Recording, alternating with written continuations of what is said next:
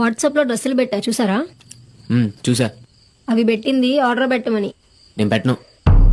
ఇక నా వల్ల కాదు, నేను చాలా చిన్న చేతగాడిని. సిగ్గులేదు అలా చెప్పుకోవడానికి? ఇంకెన్నాళ్ళు చెప్పుకుంటావు చిన్న చేతగాడినని?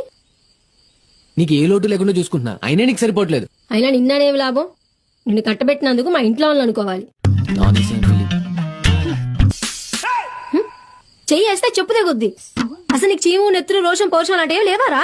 ఇప్పుడు దాకా అక్కడ అంతలా తిట్టాను, అయినా ఏం పట్టించుకోకుండా ఫుల్ గా తినేసి ఇప్పుడు వచ్చి ఆమె చేస్తున్నావా? నాకు ఇది రోజు జరిగేదే కదా, అలవాటైపోయింది.